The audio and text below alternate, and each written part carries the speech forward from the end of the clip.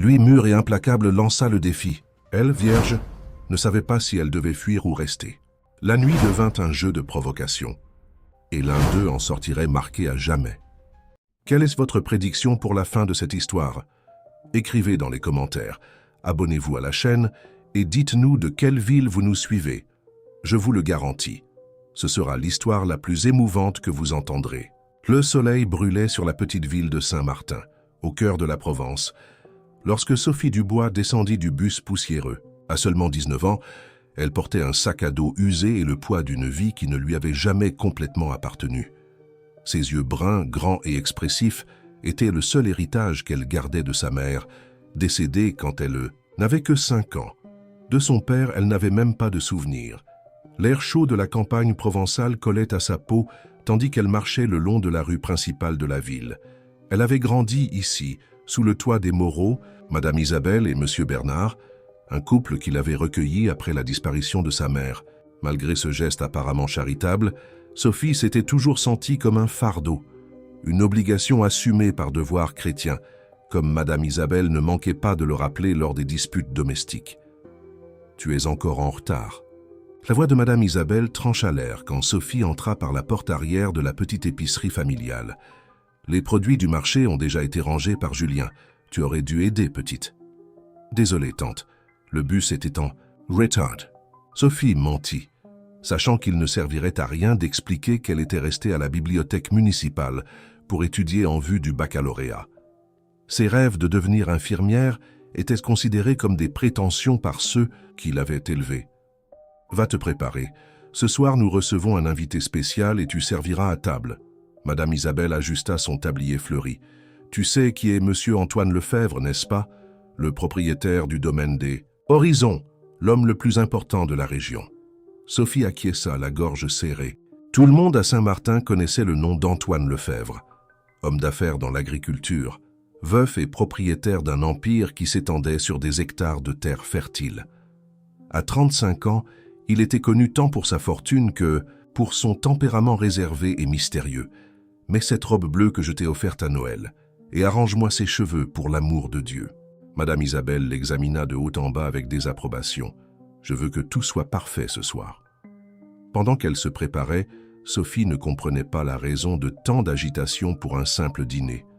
Elle attacha ses cheveux noirs en un chignon discret et enfila la robe bleu marine, simple mais élégante. C'était le seul cadeau de valeur qu'elle avait reçu des Moreau en toutes ces années.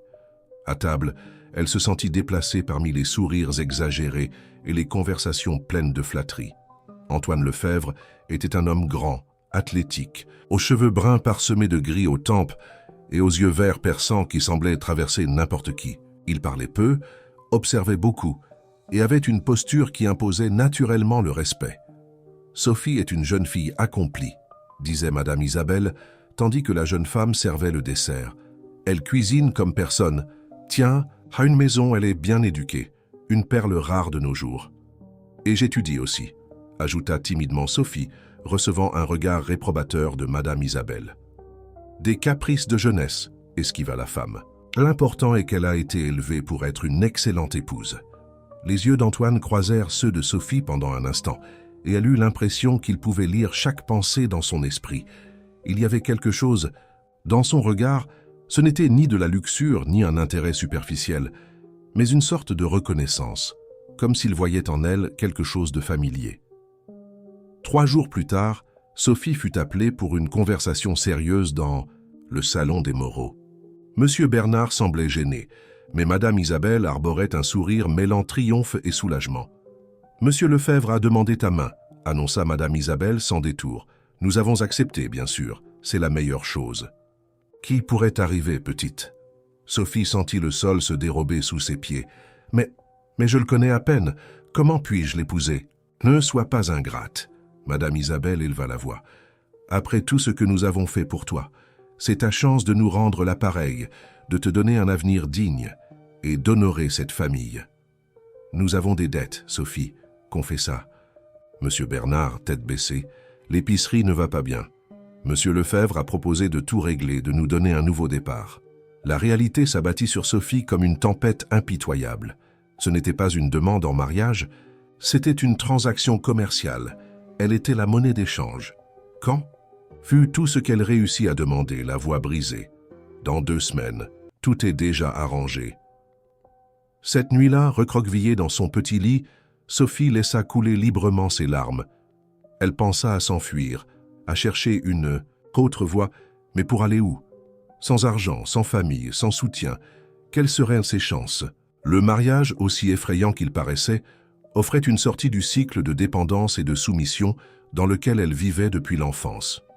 Le lendemain matin, elle reçut une enveloppe cachetée. À l'intérieur, un contrat prénuptial, détaillé et une lettre manuscrite d'Antoine Lefebvre. « Mademoiselle Sophie, je comprends combien cette proposition est inattendue.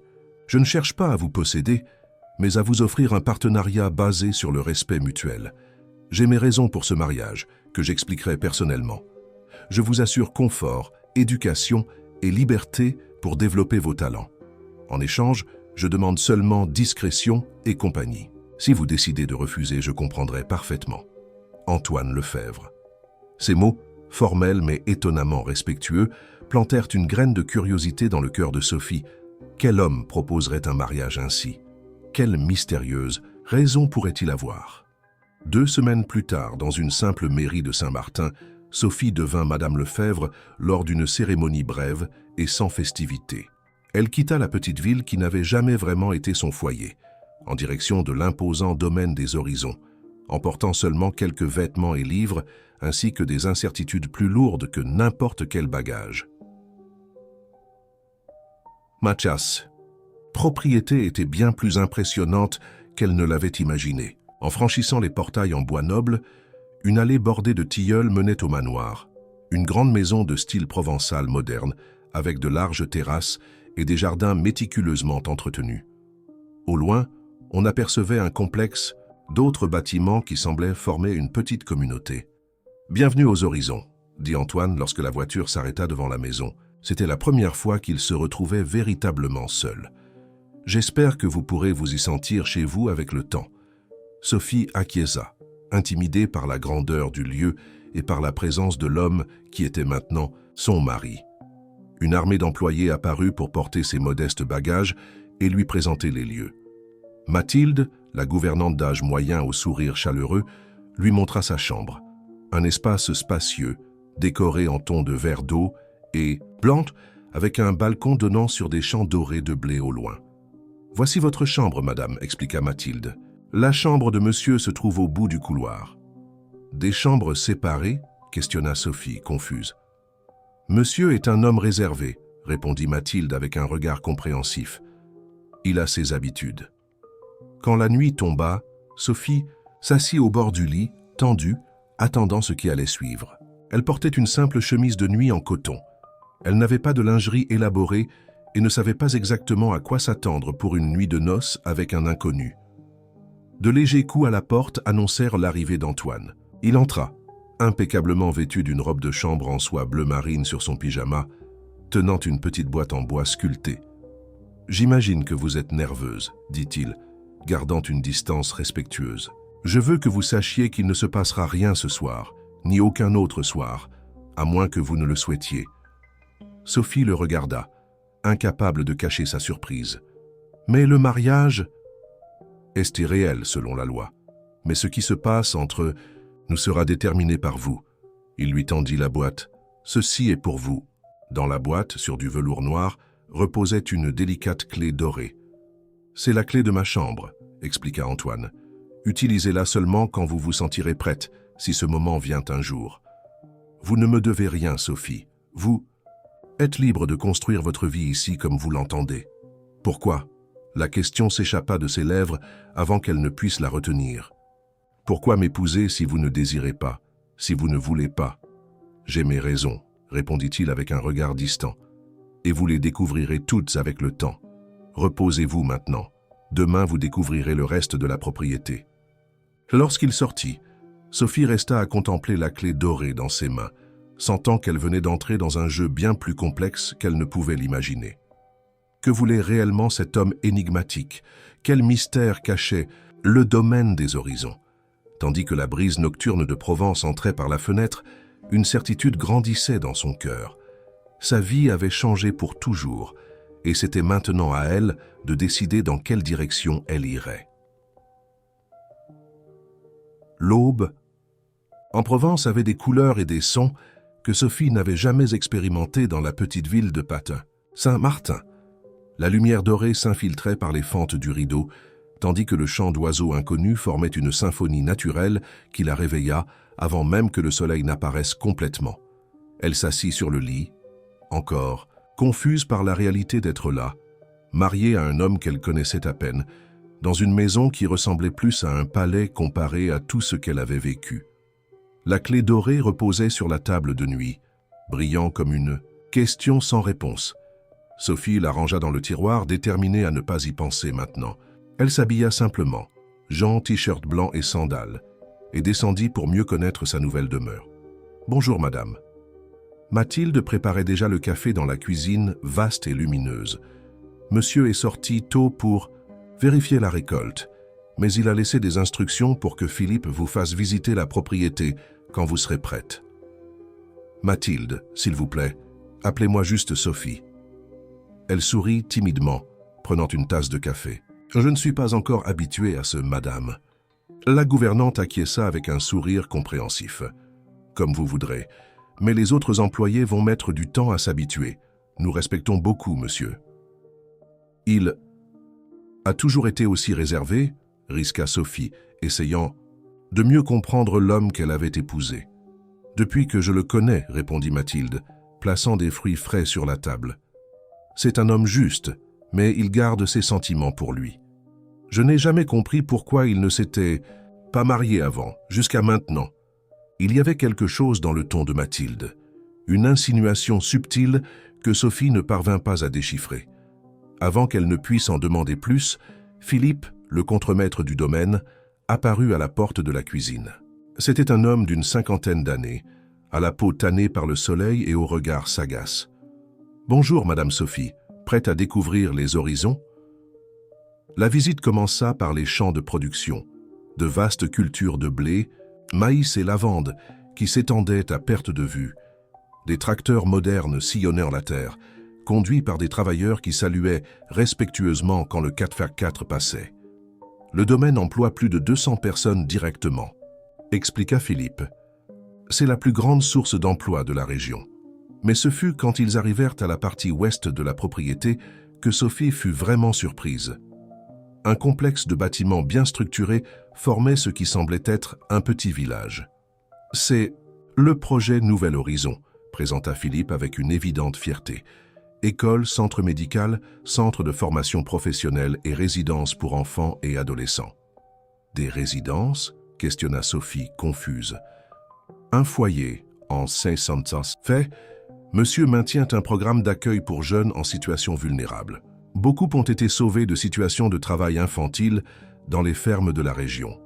Au fur et à mesure qu'ils parcouraient le lieu, Sophie rencontra des professeurs dévoués, des médecins qui soignaient gratuitement la population locale et des dizaines d'enfants qui étudiaient, jouaient et recevaient des soins qu'ils n'auraient jamais eus dans leurs conditions d'origine. Monsieur Antoine investit presque la moitié des bénéfices du domaine ici, commenta Philippe. C'est le projet de sa vie, vous savez.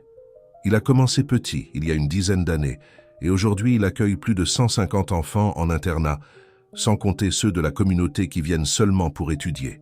Sophie essayait de concilier cette nouvelle information avec l'image de l'homme froid et distant qu'elle avait rencontré. Pourquoi un homme d'affaires prospère consacrerait-il tant de lui-même et de ses ressources à des enfants abandonnés? La question resta suspendue dans son esprit tandis qu'il visitait les installations. À l'école, une classe d'enfants entre 8 et 10 ans avait cours de musique. Quand Sophie entra dans la salle accompagnée par Philippe, la professeure interrompit la leçon et présenta la nouvelle dame du domaine. Les regards curieux et les sourires timides des enfants touchèrent profondément le cœur de Sophie. « Tu vas rester avec nous maintenant, madame ?» demanda une petite fille aux tresses et aux yeux vifs. « Oui, je vais rester », répondit Sophie, surprise par la spontanéité de sa réponse. Pendant le déjeuner au réfectoire communautaire, Sophie fit la connaissance de Madame Yvette, une dame de 70 ans qui coordonnait le foyer féminin. Les filles ont besoin de références féminines fortes, expliqua la vieille dame. La plupart viennent de situations où elles ont été traitées comme des objets ou de la main-d'œuvre bon marché. Ici, nous leur enseignons qu'elles ont de la valeur, qu'elles peuvent rêver et réaliser. Et Monsieur Antoine suit tous de près, demanda Sophie, de plus en plus intriguée. Tous les jours, il passe du temps ici. Il connaît chaque enfant par son nom, connaît leurs histoires, suit leur développement. Mais il maintient une certaine distance émotionnelle. C'est sa façon de faire. En fin d'après-midi, Sophie visita le dernier secteur, le foyer des garçons. C'était un bâtiment spacieux, avec des chambres partagées par 4 enfants, chacune une salle d'études, une bibliothèque et une aire de jeu. Tout était impeccablement propre et organisé. C'est là qu'elle trouva Antoine, assis sur un banc dans le jardin, écoutant attentivement un garçon d'environ 12 ans qui lisait à haute voix un texte qu'il semblait avoir écrit. « Et quand je serai grand, je veux être ingénieur agronome comme vous, pour aider d'autres personnes comme vous m'avez aidé. » concluait le garçon, avec fierté dans la voix. « C'est très bien, Thomas. Ton français s'est beaucoup amélioré. » Antoine sourit légèrement, un sourire que Sophie ne connaissait pas encore, authentique, sans les barrières qu'il maintenait habituellement. Quand il remarqua sa présence, son expression redevint sérieuse. Il prit congé du garçon avec une poignée de main formelle et s'approcha d'elle. « Je vois que Philippe vous a déjà montré le projet, » dit-il, marchant à ses côtés vers le 4x4. « C'est impressionnant, » admit Sophie. « Je n'aurais jamais imaginé quelque chose comme ça. Les gens me voient généralement juste comme un homme d'affaires agricole. C'est pratique de maintenir cette image. » Pourquoi? La question lui échappa avant qu'elle ne puisse la retenir. Antoine la regarda, un moment, comme s'il évaluait combien il pouvait révéler. Des projets comme celui-ci créent des ennemis. Il y a des propriétaires terriens dans la région qui ont perdu des travailleurs quand nous avons offert des alternatives dignes à des familles exploitées. Il y a des politiciens que ça dérange quand nous montrons qu'il est possible de faire ce que l'État devrait faire. Maintenir une certaine réputation d'homme dur protège le projet. Pendant le dîner, servi dans la grande salle à manger de la maison principale, le silence prédominait. Sophie observait Antoine, essayant de voir au-delà de la façade contrôlée qu'il maintenait. « Les enfants m'ont dit que vous avez passé un bon moment avec eux aujourd'hui, » commenta-t-il finalement entre une gorgée de vin et l'autre. « Oui, ils sont merveilleux. La petite Yasmine m'a appris à faire des bracelets en perles. » Sophie sourit au souvenir. Yasmine est arrivée ici il y a 3 ans. Elle a été trouvée travaillant dans une carrière clandestine. Elle ne parlait pas, ne souriait pas. Il a fallu 6 mois avant qu'elle ne dise son premier mot. La voix d'Antoine prit un ton plus doux. Voir les progrès de ses enfants est réconfortant. C'est pour cela que vous faites tout cela? Pour le réconfort? Antoine leva les yeux de son assiette, la regardant intensément. Je le fais parce que je sais exactement ce qu'ils ressentent. La vulnérabilité, l'abandon, la sensation de ne pas avoir le contrôle sur son propre destin. Cette confession, bien que brève, ouvrit une petite brèche dans le mur qu'il maintenait autour de lui. Sophie sentit que, pour la première fois, depuis qu'ils s'étaient rencontrés, il montrait quelque chose de vrai. Après le dîner, Antoine l'invita à une promenade dans les jardins. La nuit était claire, avec un ciel étoilé que seule la campagne peut offrir. « Je veux que vous sachiez que vous pouvez participer au projet de la manière que vous souhaitez, » dit-il. « Mathilde m'a dit que vous rêviez d'étudier pour devenir infirmière. Nous avons une université à Montpellier, à 1 heure d'ici. Je peux organiser votre inscription pour le prochain semestre. » Sophie s'arrêta, surprise. « Vous feriez cela? Notre accord inclut que vous ayez des opportunités, que vous n'auriez pas autrement. Je ne suis pas votre propriétaire, Sophie. Je suis votre partenaire dans cet arrangement étrange que nous avons accepté. » Pourquoi moi? La question qui la tourmentait sortit enfin. Pourquoi avez-vous choisi de m'épouser? Antoine détourna son regard vers l'horizon sombre, où de petites lumières des maisons des travailleurs pointillaient l'obscurité comme des étoiles tombées. « J'ai reconnu quelque chose en vous, » répondit-il après un long silence. « Dans vos yeux, dans votre posture, la même résilience tranquille que je vois chez les enfants qui arrivent ici. La capacité de souffrir sans perdre son essence. C'est rare de trouver quelqu'un comme ça. » Avant que Sophie ne puisse traiter cette réponse, un employé s'approcha précipitamment. « Monsieur, pardonnez l'interruption. Nous avons une situation au foyer des filles. La nouvelle, Céline, fait une crise de panique et ne laisse personne s'approcher. » L'expression d'Antoine changea instantanément. « J'y vais immédiatement.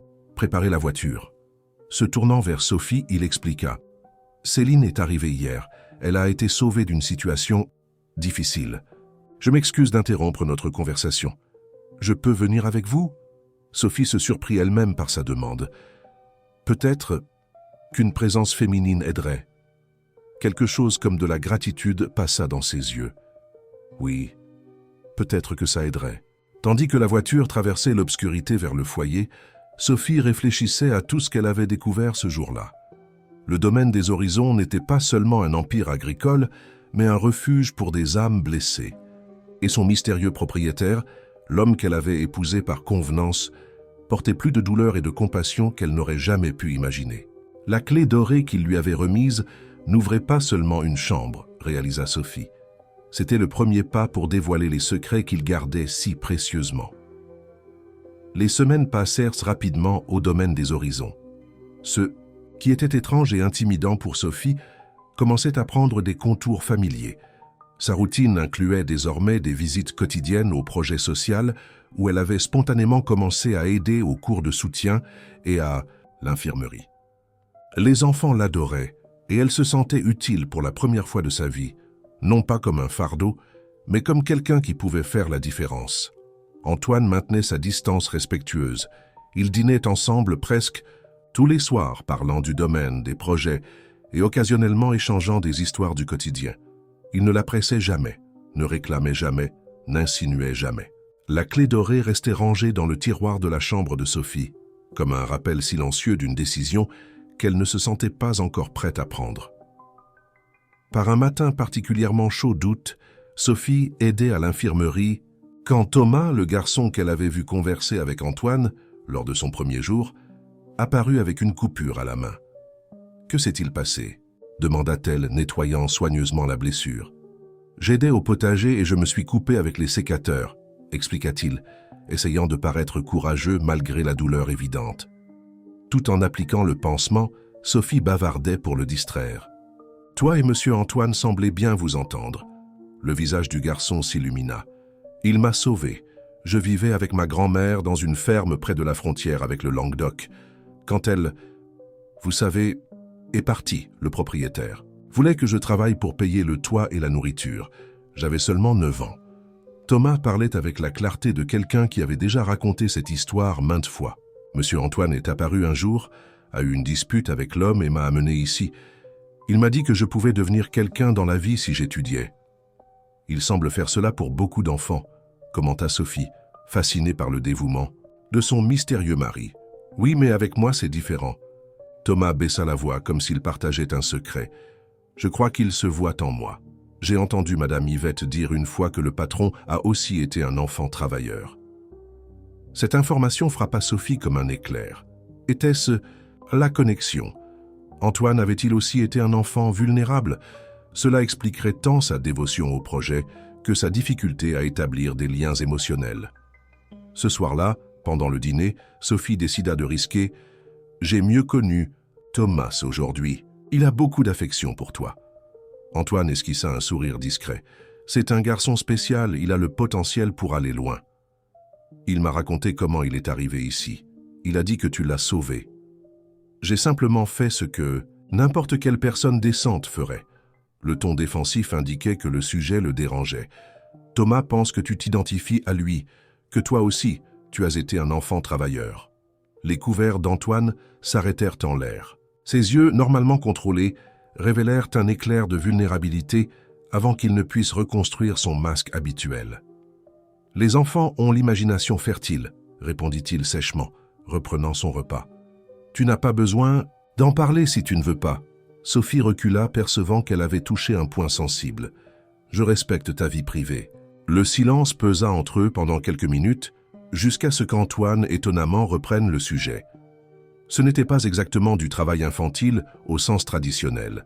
C'était quelque chose de différent. Ces mots sortaient mesurés, comme si chacun coûtait un effort immense. Peut-être qu'un jour je te raconterai toute l'histoire, mais pas aujourd'hui. Cette petite concession bien que minime, représenta une avancée dans la relation entre eux. Sophie comprit que, comme les enfants du projet, Antoine avait besoin de temps et d'espace pour faire confiance. 2 nuits plus tard, un violent orage s'abattit sur la région. Des éclairs déchiraient le ciel et le vent hurlait contre les fenêtres de la grande maison. Sophie se réveilla en sursaut à un coup de tonnerre particulièrement fort et, incapable de se rendormir, décida de descendre se préparer une tisane. Passant dans le couloir, elle entendit des bruits venant de la chambre d'Antoine. Ce n'étaient pas des gémissements de plaisir, comme on pourrait imaginer d'un homme adulte éveillé au milieu de la nuit, mais des cris étouffés d'angoisse. Sans réfléchir, elle courut jusqu'à la porte et frappa. « Antoine, tout va bien ?» Aucune réponse, juste le bruit de quelque chose qui se brise et d'autres gémissements angoissés. Instinctivement, Sophie courut à sa chambre, prit la clé dorée et revint. Ses mains tremblaient en l'insérant dans la serrure. La chambre était dans la pénombre, éclairée seulement par les éclairs intermittents. Antoine s'agitait dans son lit, clairement prisonnier d'un terrible cauchemar. La sueur coulait sur son visage et il murmurait des mots décousus. « Noir, non. S'il vous plaît, laissez-moi sortir. »« Antoine !» appela Sophie, s'approchant prudemment. « Réveille-toi, ce n'est qu'un cauchemar. » Quand elle toucha son épaule, il se réveilla en sursaut, saisissant son poignet avec force. Pendant un moment, ses yeux étaient sauvages, désorientés, jusqu'à ce qu'il la reconnaisse enfin. « Sophie !» Il la lâcha immédiatement, reculant. « Que fais-tu ici ?»« Tu faisais un cauchemar. Je t'ai entendu, je passais dans le couloir. » Elle choisit de ne pas mentionner la clé. « Tu semblais beaucoup souffrir. » Antoine passa ses mains sur son visage, essayant de retrouver sa contenance. À côté de lui, une lampe de chevet brisée gisait sur le sol, apparemment renversée pendant son sommeil agité. « Je te demande pardon pour le dérangement, » dit-il formellement, comme s'ils étaient dans une réunion d'affaires et non dans sa chambre au milieu de la nuit. « Tu peux retourner te coucher. » « Ce n'était pas un dérangement, » répondit Sophie, s'asseyant au bord du lit, à une distance respectueuse. « Veux-tu en parler ?» Un autre éclair illumina la chambre, suivi par le grondement d'un tonnerre. Antoine frémit visiblement. « Ce sont les orages, » confessa-t-il presque dans un murmure. « Ils ramènent des souvenirs. » Sophie attendit en silence, lui donnant l'espace pour continuer ou se retirer. « J'avais 7 ans, » commença-t-il, la surprenant. « Mes parents sont morts dans un accident de voiture. Je n'avais pas d'autres parents, alors j'ai été emmené dans un orphelinat à Lyon. » Sa voix sonnait distante, comme s'il racontait l'histoire de quelqu'un d'autre. C'était un endroit terrible, déguisé en institution de charité. En réalité, les directeurs vendèrent des enfants.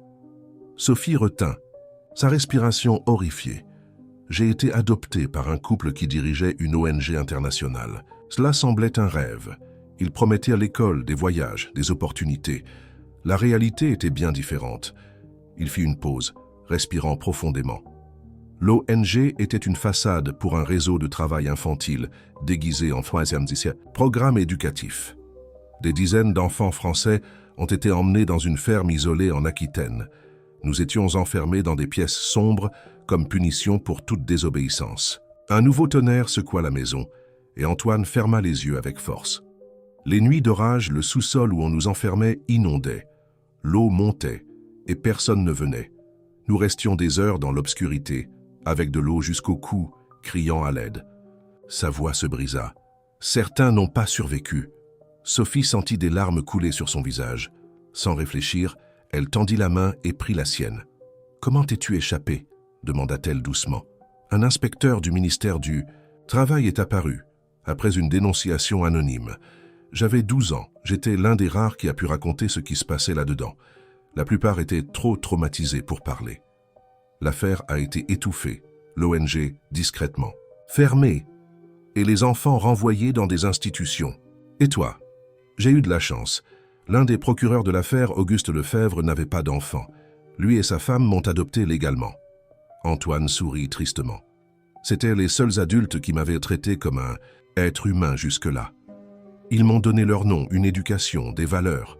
Quand ils sont morts, j'ai hérité du domaine et j'ai décidé de le transformer en ce qu'il est aujourd'hui. Sophie comprit alors l'étendue de la douleur qu'il portait et le but qui motivait ses actions.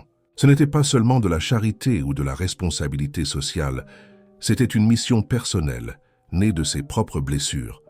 C'est pour ça que tu tiens des registres détaillés de chaque enfant, pour garantir que personne d'autre ne soit perdu dans le système comme tu l'as été. Antoine la regarda avec surprise. Comment sais-tu pour les registres? Mathilde l'a mentionné. Elle a dit que tu connais l'histoire de chaque enfant, que tu suis chaque cas. Personnellement. Il acquiesça lentement. Je connais le système de l'intérieur, je sais comme il est facile pour des enfants vulnérables de disparaître. Chaque dossier, chaque registre est une garantie qu'ils ne seront pas oubliés. Un silence confortable s'installa entre eux. L'orage commençait à s'éloigner, les tonnerres maintenant plus distants. « Merci, dit finalement Antoine, de m'avoir écouté, de ne pas juger. Comment pourrais-je juger quelqu'un qui a transformé une douleur si grande en quelque chose d'aussi significatif ?» Quand Sophie se leva finalement pour retourner à sa chambre, Antoine l'appela. « À propos, j'ai remarqué que tu as utilisé la clé. » Elle rougit légèrement. « J'étais inquiète. Je suis content que tu l'aies utilisée, pas de la façon que j'avais imaginée initialement, mais peut-être d'une façon plus importante. » Il y avait une vulnérabilité authentique dans son regard. « Bonne nuit, Sophie. Bonne nuit, Antoine. » En retournant à sa chambre, Sophie perçut que quelque chose avait fondamentalement changé entre eux. La barrière invisible qui les séparait commençait à se dissoudre. Non par désir physique ou obligation matrimoniale, mais par quelque chose de plus profond, une compréhension mutuelle. Le lendemain matin, en descendant pour le petit déjeuner, elle trouva sur la table une chemise avec des formulaires d'inscription pour l'école d'infirmière de Montpellier, déjà remplie avec ses données. À côté, un simple mot « Pour quand tu seras prête ?» Ah. Sophie sourit, ressentant un étrange mélange de gratitude et de tendresse.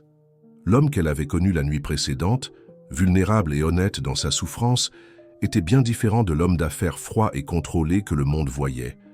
Et il avait choisi de partager sa vérité avec elle. La clé dorée avait maintenant une nouvelle signification.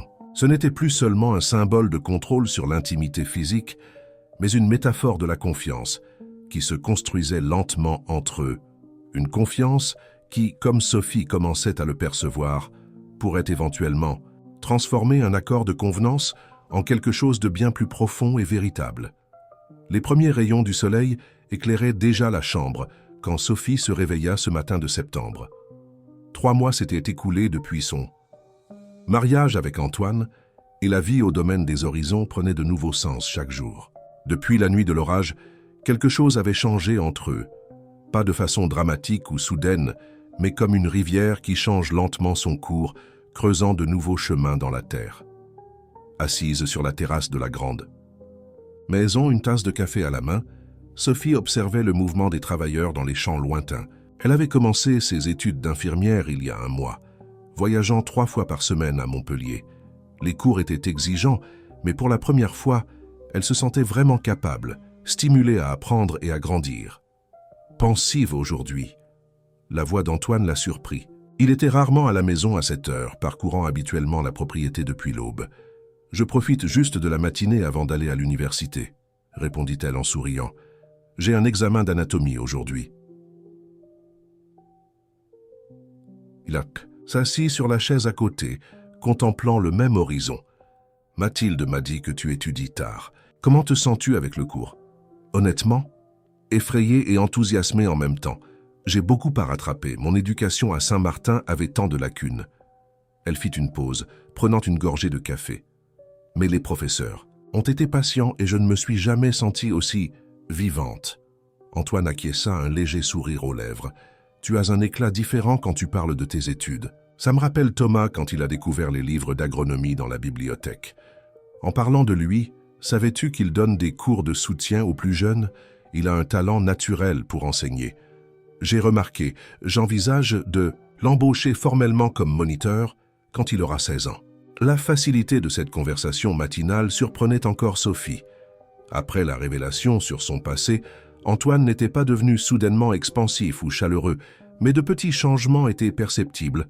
Un commentaire personnel ici, une question sincère là, des moments de vulnérabilité soigneusement dosés. J'ai une réunion avec le secrétaire régional à l'éducation aujourd'hui, commenta-t-il, consultant sa montre. Nous négocions l'extension du projet pour inclure une formation technique professionnelle. Ce serait merveilleux pour les adolescents. Beaucoup me demandent quelles sont les options après le lycée. C'est ce que je pensais, spécialement pour ceux qui ne veulent pas suivre une carrière académique. Antoine se leva, ajustant la veste impeccable qu'il portait pour les réunions officielles. Je peux te déposer à l'université en chemin, à moins que tu ne préfères y aller avec Jean comme d'habitude. J'accepte le transport, répondit Sophie, ressentant une étrange émotion à cette invitation décontractée. C'était la première fois qu'ils feraient ce trajet ensemble. Durant le parcours, ils discutèrent des plans pour le projet social, des besoins des enfants et des défis de gérer la bureaucratie nationale. Sophie fut surprise de constater combien elle avait acquis de connaissances sur le fonctionnement du domaine et du projet en si peu de temps. « Tu t'en préoccupes vraiment, n'est-ce pas ?» observa Antoine, tandis que la voiture parcourait la route qui traversait la campagne. « Comment ne pas m'en préoccuper ? Chaque enfant a une histoire qui aurait pu être la mienne. » Sophie regardait par la fenêtre, réfléchissant. « Tu sais, grandir chez les Moreau n'a jamais été facile, mais j'avais un toit, une nourriture régulière, j'allais à l'école. Ces enfants ont vécu des horreurs que je ne peux même pas imaginer. C'est pour ça que tu te dévoues tant au projet. Par empathie, au début peut-être. Maintenant c'est plus que ça. » Elle se tourna pour le regarder. « Je sens que j'ai enfin trouvé un but, quelque chose qui me fait sentir nécessaire. » Quand ils arrivèrent à l'université, Antoine la surprit à nouveau. « Je serai en réunion. » « Jusqu'à 6 heures. Si tu veux, je peux venir te chercher pour dîner à Montpellier avant de rentrer. » Le dîner eut lieu dans un restaurant discret du centre historique de la ville. C'était la première fois qu'ils sortaient ensemble comme couple, en public. Sophie remarqua les regards curieux. Tous connaissaient le puissant Antoine Lefebvre. Mais peu savaient de son récent mariage avec une inconnue. « Les gens nous observent » commenta-t-elle mal à l'aise. « Laisse-les regarder » répondit-il tranquille. « Ils sont simplement curieux de la femme qui a réussi ce que beaucoup ont essayé pendant des années. »« Et qu'est-ce que ce serait ?» demanda Sophie, sincèrement intriguée. « Mon attention. » La remarque fut accompagnée d'un sourire qu'il se permettait rarement. Détendu, presque joueur. Durant le dîner, ils parlèrent de sujets légers, des livres qu'ils avaient lus, des films classiques, de musique. Sophie découvrit, surprise, qu'Antoine avait une passion secrète pour le jazz français et connaissait profondément l'œuvre de Claude Nougaro. Mon père adoptif avait une collection impressionnante de disques, expliqua-t-il. Le dimanche après-midi, nous nous asseyions sur la terrasse pour écouter de la musique. Ce furent les moments les plus paisibles de mon adolescence. Sur le chemin du retour vers le domaine, un silence confortable s'établit entre eux. Sophie observait les étoiles par la vitre de la voiture, pensant à combien sa vie avait changé en si peu de temps. « Merci pour la soirée », dit-elle alors qu'ils approchaient des portails de la propriété. C'était normal, dans le bon sens du terme. Antoine la regarda brièvement avant de reporter son attention sur la route. Normal est quelque chose que je n'ai pas beaucoup eu dans ma vie. Peut-être est-il temps d'essayer. Cette soirée marqua le début d'une nouvelle phase dans leur relation. Il n'y eut pas de grandes déclarations ou de gestes dramatiques, juste un rapprochement graduel, respectueux, construit sur de petites découvertes quotidiennes. Dans les semaines qui suivirent, Sophie plongea davantage dans le travail avec les enfants du projet. Avec les connaissances qu'elle acquérait à l'université, elle réorganisa l'infirmerie, mit en place un système de suivi de santé pour chaque enfant et commença un programme d'éducation nutritionnelle.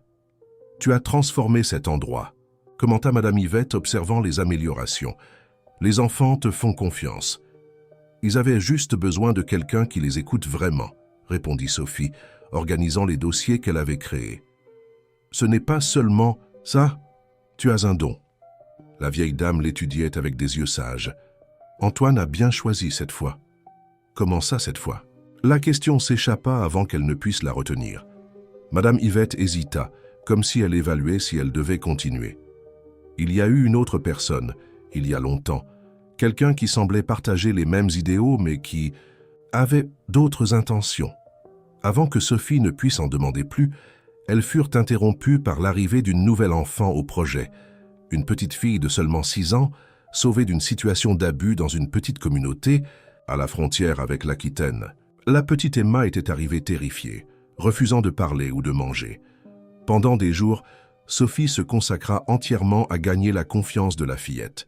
Elle s'asseyait à côté d'elle pendant des heures, racontant des histoires, offrant des jouets, sans rien exiger en retour. Le 4e jour, alors qu'elle montrait comment faire une poupée en tissu, Emma parla finalement. « Ma mère savait faire celle-là. » Ce fut le début d'une connexion profonde. Peu à peu, Emma commença à s'ouvrir, révélant des fragments d'une enfance brisée par l'abandon et la violence. Sophie écoutait patiemment, offrant sécurité et continuité que la petite fille n'avait jamais connue.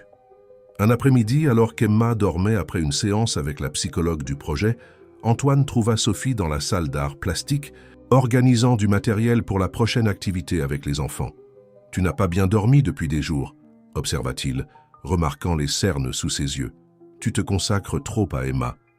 Elle a besoin de savoir que je ne vais pas l'abandonner, qu'elle peut faire confiance à nouveau. » Sophie continua à trier des papiers colorés, déterminés. La psychologue dit que c'est un moment crucial pour sa récupération. Antoine s'approcha, touchant légèrement son épaule, un geste rare de contact physique entre eux. « Je sais exactement ce que tu fais et pourquoi. Je ne veux simplement pas que tu tombes malade dans le processus. » Sophie arrêta finalement ce qu'elle faisait et le regarda. « C'est difficile à expliquer, mais quand je regarde Emma, je vois toutes les possibilités qui auraient pu lui être enlevées, comme elles ont failli me l'être d'une façon différente. » Comment ça? Grandir chez les Moreau. Ce n'était pas seulement un manque d'amour, c'était être constamment rappelé que mon existence était un inconvénient, que mes rêves étaient des sottises, que ma place était de servir en échange de la faveur de m'avoir élevé. Elle n'avait jamais parlé aussi ouvertement de cela. Il ne me battait pas, ne me laissait pas mourir de faim, mais il tuait quelque chose en moi jour après jour. Antoine l'observait intensément, en silence. Quand je suis arrivé ici, j'ai pensé que ce serait juste un échange différent, ma liberté contre la stabilité financière, mais j'ai trouvé beaucoup plus. Sophie sourit, malgré les larmes qui commençaient à se former. J'ai trouvé un but, j'ai trouvé du respect. J'ai trouvé des enfants qui me rappellent que ça vaut la peine de lutter même quand tout semble perdu. Dans un geste surprenant, Antoine l'attira dans une étreinte, la première entre eux. C'était une étreinte maladroite, comme de quelqu'un qui a désappris le contact physique mais intensément sincère. « Tu es extraordinaire, Sophie », murmura-t-il contre ses cheveux, « et tu changes cet endroit de façon que je n'aurais jamais imaginée. » Quand ils se séparèrent, quelque chose avait changé dans l'air entre eux, une tension nouvelle, chargée de possibilités non dites. « Je vais vérifier si Emma est réveillée », dit Sophie, confuse par ses propres émotions. « J'ai promis de l'emmener voir les veaux nouveau-nés. Vas-y, dînons ensemble plus tard ?» Elle acquiesça, sentant son cœur s'accélérer devant la simplicité de cette question quotidienne qui, d'une certaine façon, portait maintenant de nouvelles significations. Ce soir-là, après le dîner, ils marchèrent ensemble dans les jardins de la grande maison, une habitude qu'ils avaient développée ces dernières semaines. La pleine lune éclairait le chemin, rendant les lanternes inutiles. « J'ai reçu une proposition aujourd'hui, » commenta Antoine. « Une grande coopérative veut acheter une partie des terres productives. Le montant est considérable. Tu envisages de vendre? J'envisage toutes les options.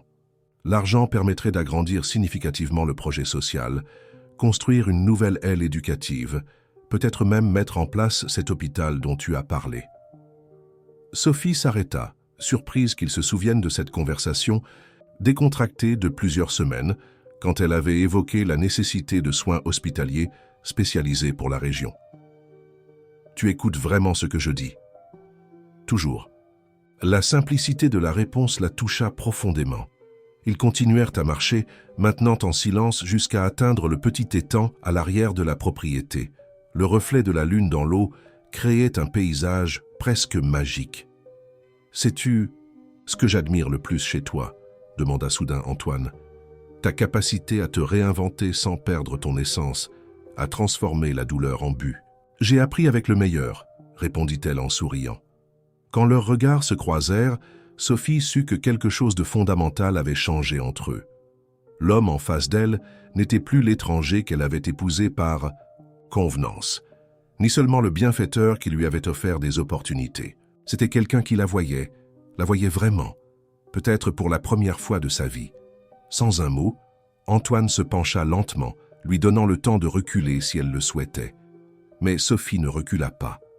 Quand leurs lèvres se rencontrèrent, ce ne fut pas avec l'urgence de la passion physique, mais avec la délicatesse de deux âmes qui trouvaient enfin un langage commun.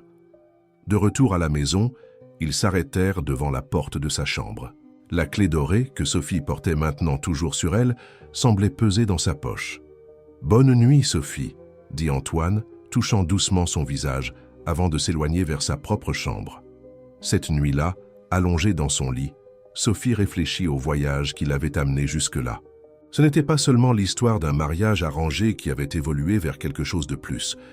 C'était l'histoire d'une femme qui, finalement, trouvait sa place dans le monde, non comme l'extension de quelqu'un d'autre, non comme un objet d'échange, mais comme protagoniste de sa propre histoire. La clé dorée reposait sur la table de nuit, brillant sous la lumière de la lune qui entrait par la fenêtre. Elle ne représentait plus seulement le contrôle sur l'intimité physique, mais quelque chose de bien plus significatif. La liberté de choisir, de faire confiance, de se permettre d'être vulnérable par choix personnel. Et Sophie savait, avec une certitude qui venait du plus profond de son être, que très bientôt elle serait prête à utiliser cette clé, non par obligation ou gratitude, mais par un sentiment qui grandissait silencieusement dans son cœur, aussi graduel et inévitable que l'aube après une longue nuit. L'été est arrivé avec force en Provence, apportant avec lui une chaleur presque étouffante et des ciels d'un bleu intense qui semblaient défier tout nuage d'apparaître. Au domaine des horizons, la routine suivait son cours, désormais marqué par une harmonie que peu auraient pu imaginer quand ce mariage de convenance avait commencé 6 mois auparavant. Sophie partageait son temps entre les études à l'école d'infirmière, où elle se distinguait de plus en plus, et le travail au projet social qui s'épanouissait sous ses soins dévoués. Antoine, quant à lui, alternait entre l'administration du domaine et des voyages fréquents pour développer des partenariats qui bénéficieraient au projet. Entre eux grandissait quelque chose qu'aucun des deux n'osait encore nommer, mais qui se manifestait dans des gestes quotidiens, des conversations prolongées et des moments d'intimité prudemment construits. Ce matin de décembre, Sophie organisait une fête de remise des diplômes pour les enfants qui terminaient le collège dans le projet. C'était un moment spécial, la première promotion qu'elle avait accompagnée depuis son arrivée au domaine. « Les certificats sont-ils arrivés ?» demanda-t-elle à Mathilde, tout en vérifiant la décoration de la salle communautaire. « Oui. Monsieur les a rapportés hier de Montpellier, avec les médailles. Ils sont dans son bureau. »« Parfait. » Sophie sourit, ajustant une banderole colorée. « Je veux que ce jour soit inoubliable pour eux. Beaucoup sont les premiers de leur famille à terminer le collège. » Mathilde observait Sophie avec un mélange d'admiration et d'affection. « Vous avez transformé cet endroit, Madame Sophie. Je n'ai jamais vu les enfants aussi heureux et confiants. »« Je n'ai rien fait toute seule, Mathilde. Tout le monde ici se dévoue corps et âme. »« Oui, mais depuis votre arrivée, c'est différent. Même monsieur a changé. » Sophie rougit légèrement. C'était vrai, Antoine avait changé. L'homme contrôlant et distant des premiers jours laissait place graduellement à quelqu'un de plus accessible qui parfois se permettait même de sourire ouvertement, surtout quand il était avec les enfants ou avec elle. « À propos, » continua Mathilde, « une visite est arrivée pour monsieur ce matin. Une femme. Elle est avec lui dans son bureau depuis presque 2 heures. Une femme ?» Sophie ressentit une pointe inattendue de quelque chose qu'elle reconnut, surprise, comme de la jalousie. Une autorité, peut-être? Une représentante? Du gouvernement?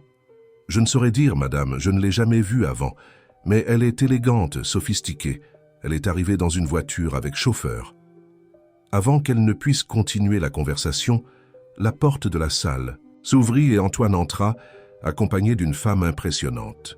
Grande élancée, avec des cheveux noirs impeccablement coiffés en un chignon sévère et portant un ensemble en lin blanc qui contrastait avec sa peau mate, elle avait une présence qui dominait immédiatement l'environnement.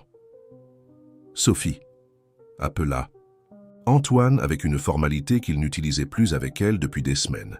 « J'aimerais que tu rencontres Hélène Lefebvre. »« Lefebvre » répéta Sophie, confuse. La femme l'examina de haut en bas avec des yeux froids et calculateurs. Oui, Lefebvre, apparemment je ne suis pas la seule à porter ce nom sans réellement appartenir à la famille. Le commentaire, tranchant comme « un rasoir », fit Sophie reculer intérieurement. Antoine intervint, visiblement mal à l'aise. Hélène est une connaissance de longue date. Elle est de passage dans la région et est venue discuter de quelques affaires en suspens. Des affaires qui concernent directement l'avenir de cette propriété et de tout ce que tu as construit ici, Antoine, compléta Hélène sans quitter Sophie des yeux. Mais je vois que j'ai interrompu les préparatifs pour une sorte de fête d'enfants. C'est la remise des diplômes des enfants du projet, expliqua Sophie, essayant de garder son calme. S'ils ont terminé le collège. Ah oui, le fameux projet. Hélène prononça le mot comme s'il s'agissait de quelque chose de légèrement désagréable. Ton grand acte de rédemption, n'est-ce pas, Antoine? Un silence tendu s'installa dans la salle. Mathilde, percevant l'atmosphère, se retira discrètement, murmurant quelque chose à propos de vérifier le déjeuner. Sophie, Antoine parla finalement. Hélène restera avec nous quelques jours. Pourrais-tu demander à Mathilde de préparer à la chambre d'hôte? Bien sûr, répondit-elle automatiquement, essayant encore de comprendre ce qui se passait. Excusez-moi. En sortant de la salle, Sophie se sentit étrangement désorientée. Qui était cette femme qui semblait si bien connaître le passé d'Antoine et parlait avec tant d'intimité et d'autorité sur le domaine? Et pourquoi semblait-il si différent en sa présence, tendu, formel, presque soumis? Pendant le déjeuner servi sur la terrasse de la grande maison, la tension était palpable. Hélène dominait la conversation, alternant entre des souvenirs d'un passé partagé avec Antoine et des commentaires voilés sur le présent. « Alors, Sophie, dit-elle, coupant délicatement un morceau de poisson, Antoine m'a raconté comment vous vous êtes rencontrés. Un mariage arrangé, n'est-ce pas? Assez pittoresque. Je préfère dire inattendu, répondit Sophie, gardant son calme. La vie nous surprend parfois. Oh oui, la vie est pleine de surprises. Hélène sourit froidement. Surtout quand elles impliquent des contrats prénuptiaux généreux, tu ne trouves pas? Antoine intervint brusquement. Hélène, ça suffit.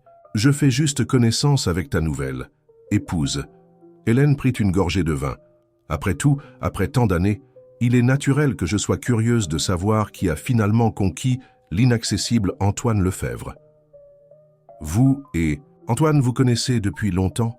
Demanda Sophie, décidant d'affronter la situation directement. Disons que nous partageons plus que juste le nom de famille. Hélène lança un regard significatif à Antoine. Nous avons des histoires similaires, des blessures semblables, n'est-ce pas, mon cher?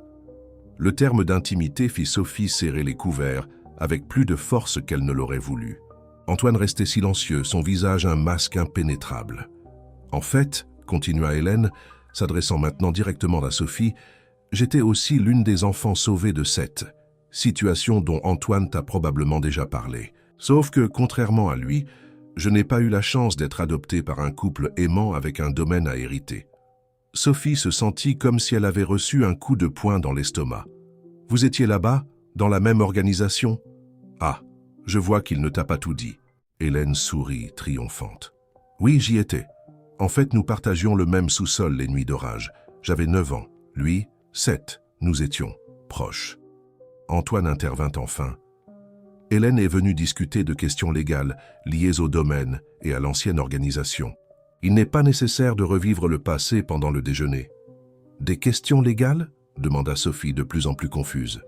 Disons simplement que l'histoire de cette propriété est plus compliquée qu'il n'y paraît, répondit Hélène énigmatiquement. Mais ne t'inquiète pas, ma chère.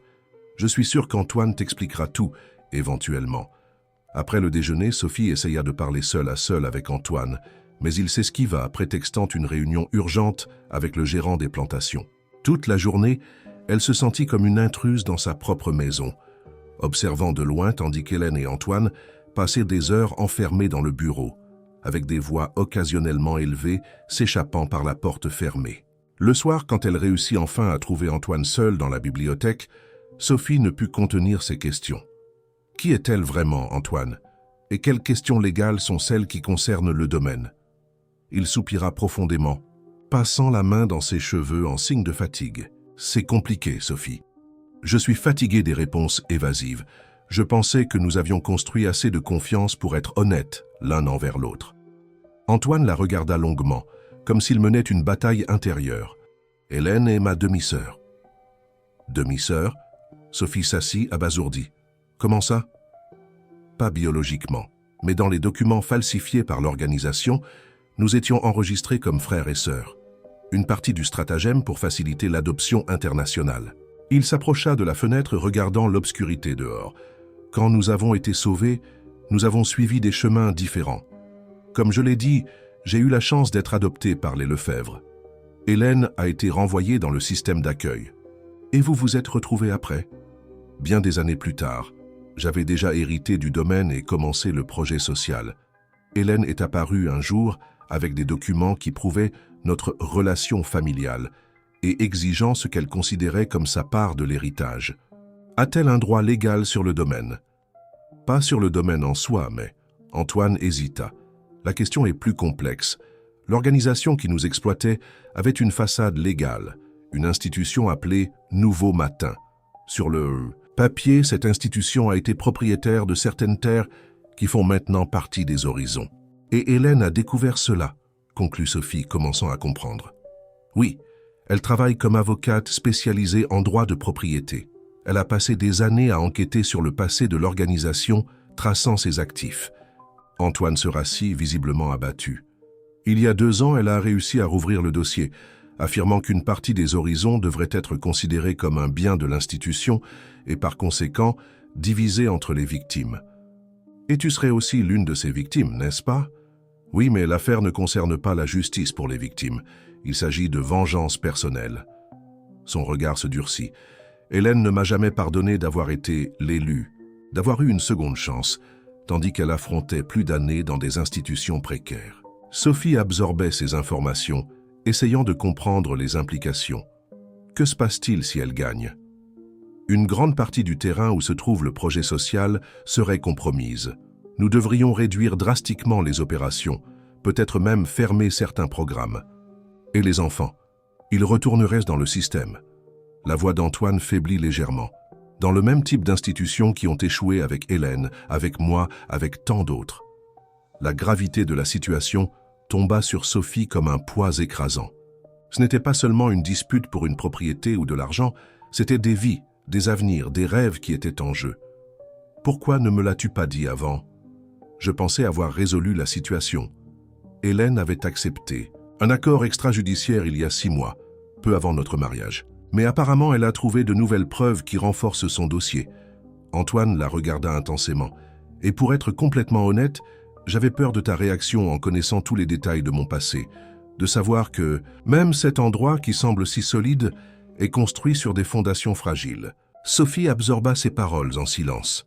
La révélation faisait mal, non pas tant par son contenu, mais par le fait qu'il ne lui avait pas fait assez confiance pour partager quelque chose d'aussi important.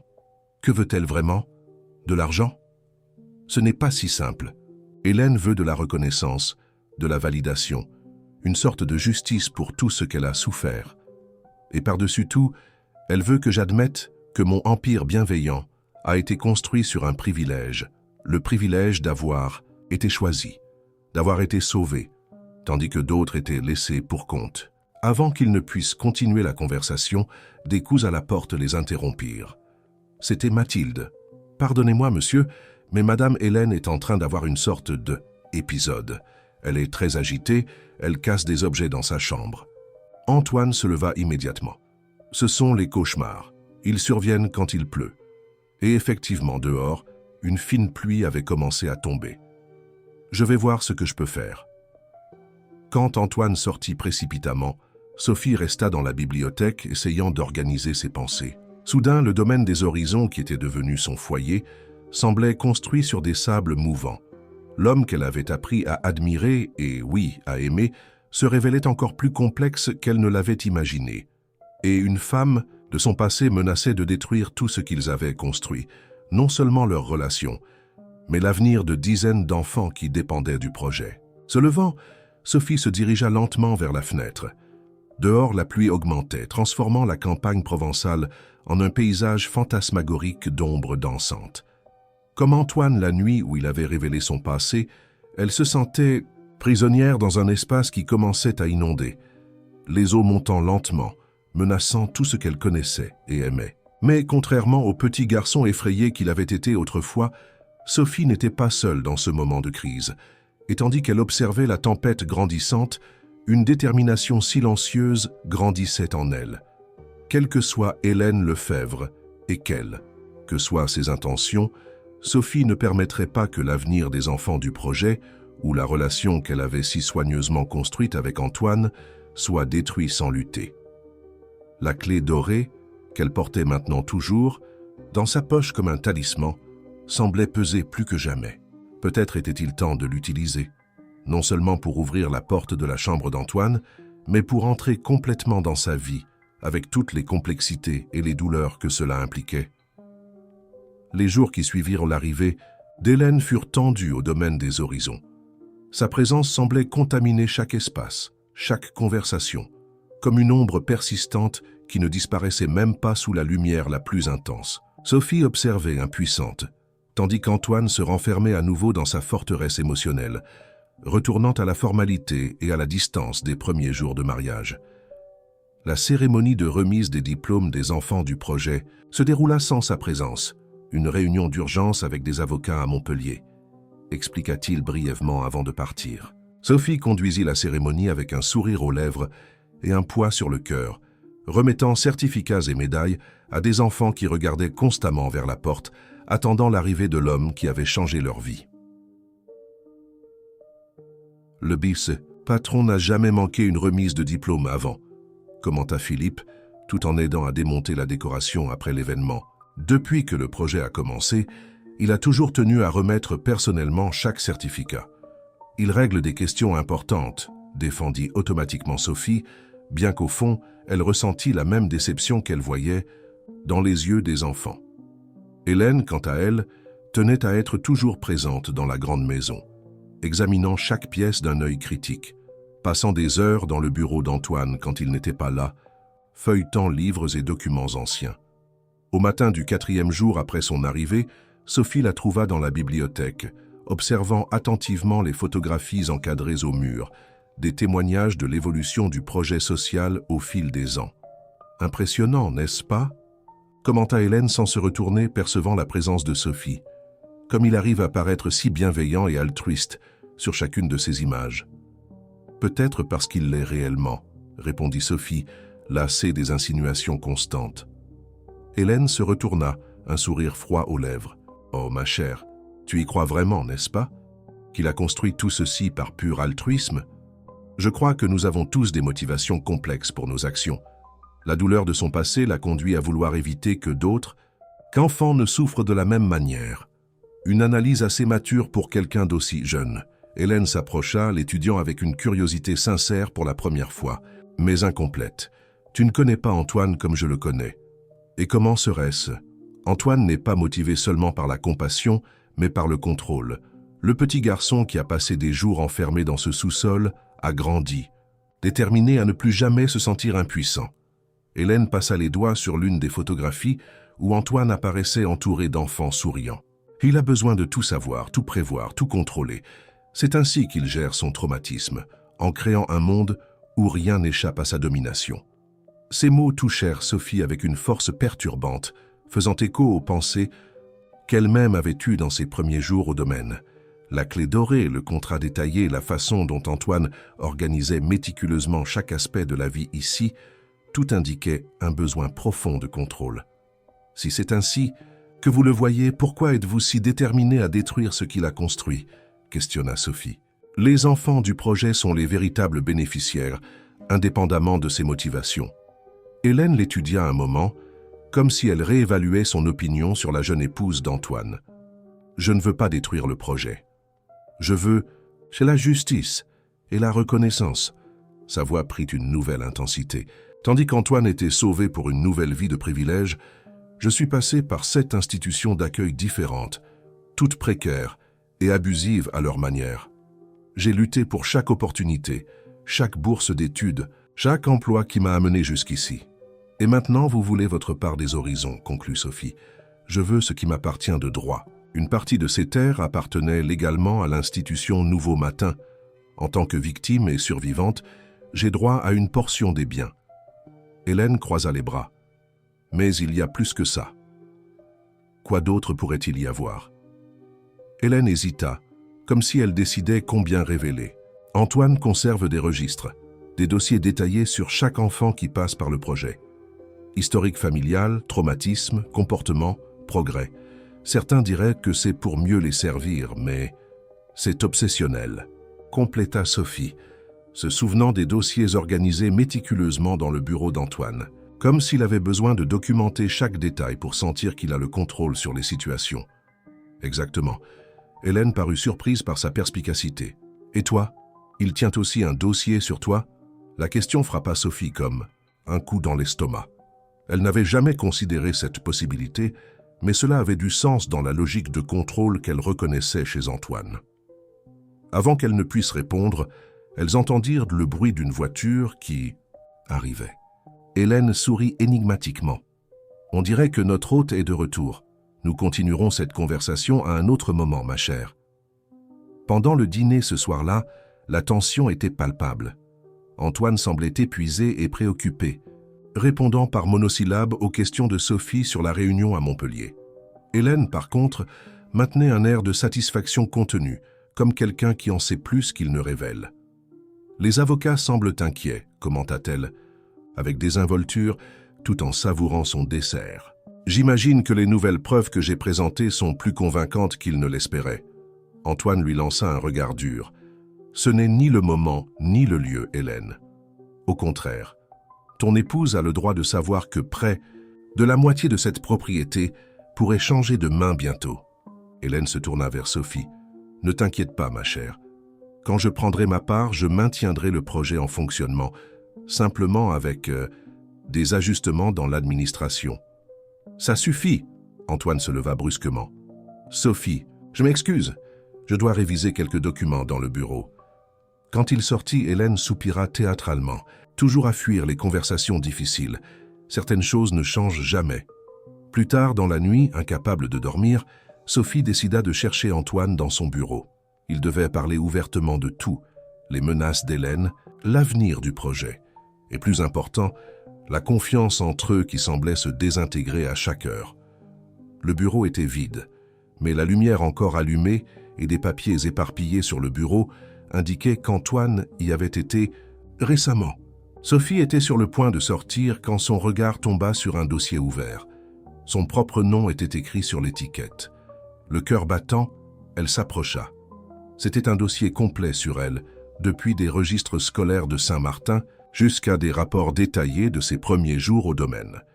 Il y avait des notes sur ses préférences, habitudes, réactions émotionnelles à différentes situations, une analyse méticuleuse de son profil psychologique, faite par un professionnel qu'elle n'avait jamais rencontré. Les mains de Sophie tremblaient en feuilletant les pages. Il y avait même un rapport détaillé sur les Moreau, avec des informations financières qui expliquèrent leur motivation pour le mariage arrangé. Tout là documenté, analysé, contrôlé. Un bruit à la porte la fit se retourner brusquement. Antoine était immobile à l'entrée, son visage un masque d'émotions contradictoires, surprise, culpabilité, appréhension. « Sophie, je peux expliquer. » « Expliquer quoi, exactement ?» Sa voix sortit plus ferme qu'elle ne l'espérait. « Que tu as enquêté sur chaque détail de ma vie avant même que nous nous rencontrions ? Que tu continues à surveiller et documenter mon comportement comme si j'étais une expérience ? Ce n'est pas comme ça. » Il entra dans le bureau, fermant la porte derrière lui. « J'avais besoin de savoir avec qui je me mariais, de garantir que ce serait quelqu'un de compatible avec le projet, avec les enfants. » « Compatible ?» Sophie rit sans humour. « Comme si j'étais une pièce de machine qui devait s'ajuster parfaitement dans ton puzzle contrôlé. Tu ne comprends pas. Dans ce monde, l'information est protection, la connaissance est sécurité. » Il y avait une intensité presque fébrile dans ses yeux. « Après tout ce que j'ai vécu, je ne peux pas me permettre d'être vulnérable à nouveau. Je ne peux pas risquer les enfants, le projet. Alors c'est ça que je suis pour toi? Un risque potentiel à surveiller? » Au début, peut-être, mais maintenant... Il hésita, passant la main dans ses cheveux en un geste de frustration. « Tu es devenu beaucoup plus. plus que je n'aurais jamais imaginé. Et pourtant, tu as continué avec ça. Sophie pointa le dossier. Tu as continué à m'étudier, à m'analyser, comme si tu ne pouvais pas simplement me faire confiance. Le silence qui suivit fut lourd, chargé de vérités douloureuses. Sophie sentit des larmes se former, mais refusa de les laisser couler. Hélène avait raison, dit-elle finalement. Tu as remplacé les chaînes physiques de ton passé par des chaînes invisibles de contrôle, et tu nous y as tous enchaînés, les enfants, les employés, moi. Ce n'est pas juste de comparer, juste, Sophie l'interrompit. Tu sais ce qui n'est pas juste, Antoine, que j'ai baissé toutes mes défenses, que je t'ai fait confiance, que je sois tombée amoureuse de toi pendant que tu continuais à me traiter comme un sujet d'étude. Le mot « amoureuse » resta suspendu entre eux, la première fois que l'un d'eux verbalisait le sentiment qui grandissait depuis des mois. « Sophie, s'il te plaît. » Antoine fit un pas vers elle, mais elle recula. « J'ai besoin d'espace, pour réfléchir, pour... » Elle respira profondément, essayant de contrôler la tempête d'émotions. Et je pense que tu as aussi besoin de décider ce que tu veux vraiment. Si c'est le contrôle ou une connexion authentique. Sortant rapidement du bureau, Sophie retourna à sa chambre où elle s'autorisa enfin à pleurer. Tout ce en quoi elle avait cru ces derniers mois semblait s'effondrer. L'homme qu'elle avait appris à aimer se révélait aussi blessé et dysfonctionnel qu'elle l'avait craint au début. Et maintenant, il y avait une complication supplémentaire, une qu'Antoine ne connaissait même pas encore. Il y a 2 semaines, Sophie avait confirmé ce qu'elle suspectait déjà. Elle était enceinte. Au milieu du chaos de l'arrivée d'Hélène et des disputes légales, elle n'avait pas trouvé le bon moment pour partager la nouvelle. Maintenant, allongée sur son lit solitaire, elle posa la main sur son ventre encore plat, sentant le poids de la responsabilité pour une autre vie. Une vie qui méritait mieux que de grandir au milieu de secrets, de contrôle obsessionnel et de méfiance. Le lendemain matin, elle prit une décision. Avec une petite valise contenant uniquement l'essentiel, elle laissa un simple mot sur le lit. « J'ai besoin de temps pour réfléchir. S'il te plaît, ne me cherche pas. Je reviendrai quand je serai prête. » Elle posa la clé dorée à côté du mot, un symbole de ce qui aurait pu être, de ce qui pourrait peut-être encore être si tous deux trouvaient un chemin à travers leurs blessures. Philippe l'emmena à la gare de Saint-Martin sans poser de questions, respectant son silence. De là, elle prit un train pour Montpellier, puis pour une petite ville de l'arrière-pays où une camarade de l'université avait une pension. Elle avait besoin de distance, de clarté, d'un espace pour respirer et décider de son prochain pas. Ce qu'elle n'avait pas prévu, c'était que la nature interfère si dramatiquement dans ses plans. 3 jours après son départ, commencèrent les pluies les plus intenses que la région avait connues depuis des décennies. Des rivières débordèrent, des routes furent bloquées, des communautés entières isolées. Dans la petite pension au bord d'une rivière habituellement tranquille, Sophie observait alarmée le niveau de l'eau qui montait rapidement. Les nouvelles sur le petit téléviseur de la réception montraient des images dévastatrices de toute la région, des cultures détruites, des maisons submergées, des personnes isolées. Le domaine des horizons se trouve dans la région la plus touchée, commenta la propriétaire de la pension montrant la carte à l'écran. « Tu connais l'endroit ?» Le propriétaire est cet homme d'affaires célèbre, Antoine Lefebvre. Le cœur de Sophie se serra. Les enfants du projet, les employés, Antoine, tous affrontaient la fureur des eaux. Et elle était loin, incapable, d'aider, de savoir s'ils allaient bien. Elle essaya d'appeler le domaine, mais les lignes étaient coupées. Les messages n'étaient pas délivrés. L'isolement était complet. C'est alors qu'elle sentit la première contraction. Aiguë, intense, effrayante. Trop tôt, elle n'était qu'à 4 mois. Le stress, le voyage, peut-être le changement brusque de pression atmosphérique. « J'ai besoin d'aide », murmura-t-elle, tenant son ventre, avant de glisser sur le sol de la réception. La petite ville n'avait pas d'hôpital, juste un dispensaire de base, maintenant débordé par les victimes de l'inondation. Le médecin, un vieil homme aux cernes profonds, l'examina rapidement. « Nous devons la stabiliser. » « Et la transférer à Montpellier, » déclara-t-il préoccupé. « Mais toutes les routes sont bloquées. Nous essayons de contacter des équipes de sauvetage aérien, mais avec cette tempête... » Allongée sur le brancard improvisé, entendant le bruit assourdissant de la pluie sur le toit en zinc, Sophie ressentit une peur primitive, viscérale. Pas seulement pour elle-même, mais pour le bébé qu'elle portait. Un bébé qu'Antoine ne savait même pas exister. « S'il vous plaît », chuchota-t-elle, sans savoir exactement à qui elle implorait. « S'il vous plaît, aidez-nous. » Des heures passèrent dans un flou de douleur, de peur et de prières silencieuses. Les contractions augmentaient et diminuaient dans une danse angoissante de menaces et de recul. Le médecin administrait les rares médicaments disponibles, essayant de retarder l'inévitable, au moins jusqu'à ce qu'une aide spécialisée puisse arriver. Ce fut au plus fort d'une contraction particulièrement forte que Sophie entendit, le son pas le rugissement constant de la pluie, mais le bruit mécanique d'un moteur. Un 4x4 peut-être? Un tracteur? Des voix agitées s'approchèrent du dispensaire. La porte s'ouvrit violemment, apportant une rafale de vent et d'eau. Et là, trempé jusqu'aux os couverts de boue, avec le désespoir gravé sur le visage, se tenait Antoine. Sophie. Son cri traversa la pièce, mêlant soulagement et terreur en la voyant allongée sur le brancard, clairement en souffrance. « Comment m'as-tu trouvé ?» demanda-t-elle, entre larmes et douleur. « Ton ami de l'université? Quand ?» L'inondation a commencé. J'ai appelé tous tes contacts. Il s'agenouilla à côté d'elle, ignorant la boue qui coulait de ses vêtements. J'ai parcouru 3 villes pour arriver ici. Certaines routes étaient submergées. J'ai dû improviser des chemins alternatifs. Les enfants? Le projet? Ils vont tous bien. Nous avons évacué vers la partie haute du domaine avant le pire. Ses yeux se fixèrent sur sa main, qui tenait protectivement son ventre. La compréhension soudaine illumina son regard. « Tu es… » Avant qu'il ne puisse terminer sa phrase, Sophie fut prise d'une autre contraction intense, lui arrachant un gémissement de douleur. « Nous devons l'emmener dans un hôpital approprié », expliqua rapidement le médecin. « J'essaie de retarder le travail, mais elle a besoin de soins spécialisés de toute urgence. »« J'ai un bateau amarré à la rivière », répondit Antoine, déterminé. « Nous pouvons naviguer jusqu'à la commune. Suivante, où il y a un héliport. J'ai un hélicoptère en attente là-bas, attendant mon signal. » Le médecin acquiesça, impressionné par les ressources mobilisées. « C'est risqué de la déplacer, mais rester ici, sans équipement adéquat, est encore plus dangereux. » Dans les minutes qui suivirent, une opération improvisée de sauvetage fut organisée.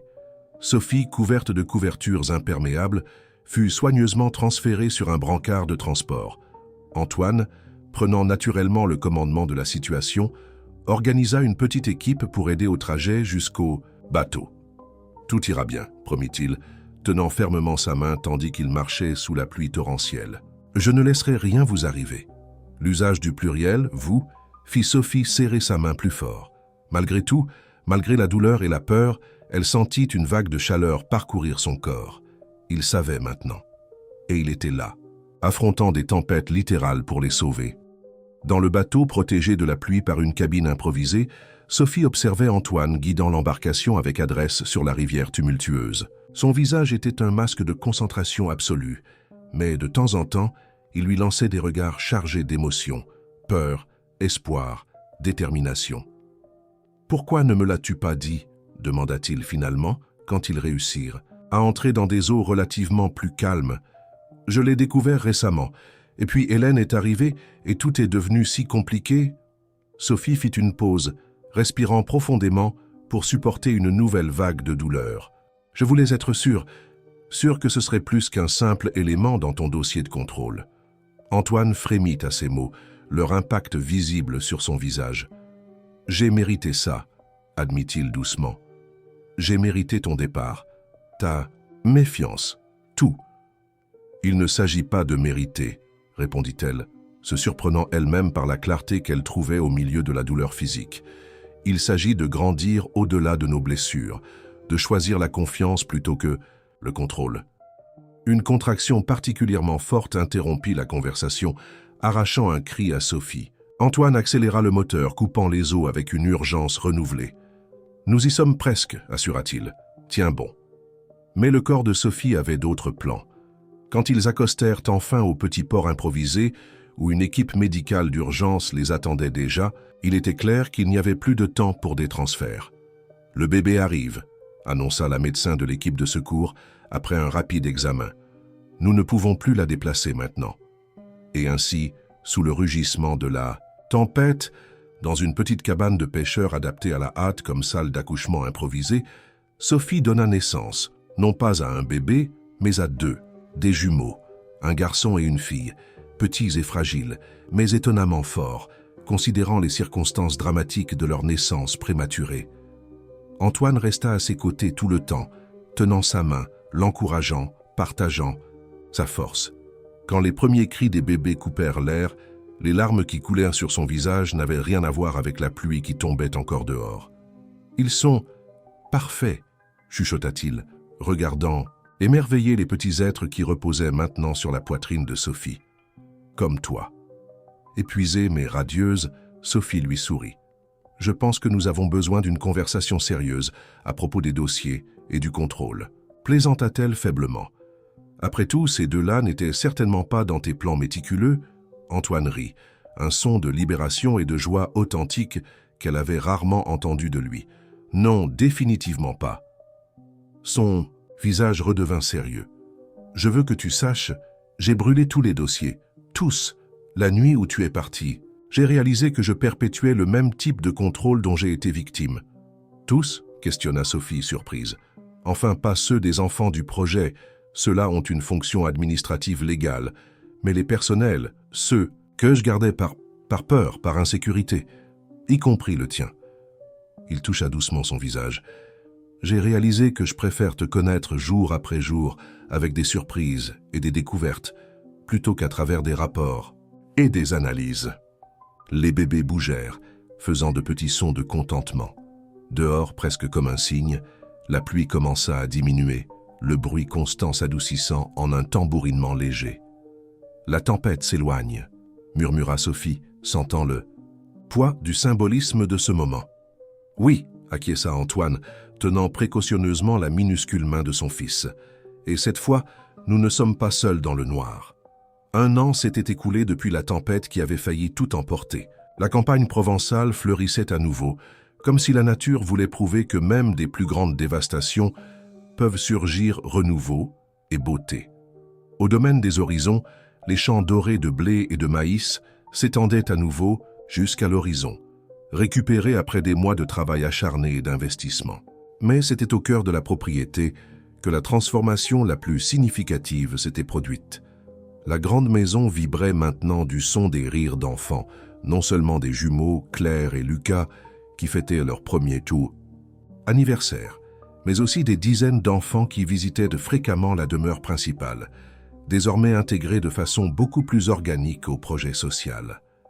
Sophie marchait dans le jardin, observant les préparatifs pour la double fête qui aurait lieu ce jour-là. L'anniversaire des jumeaux et l'inauguration officielle du centre éducatif Nouvel Horizon, une structure moderne qui remplaçait les installations précédentes du projet, endommagé par l'inondation. « La décoration est magnifique », commenta Mathilde, s'approchant avec un plateau de jus de fruits. Les enfants ne cessent de demander quand la fête va commencer. « Dans quelques heures », sourit Sophie, acceptant un verre. « Antoine est toujours en réunion avec les représentants du ministère de l'Éducation ?»« Oui, dans le nouveau bureau.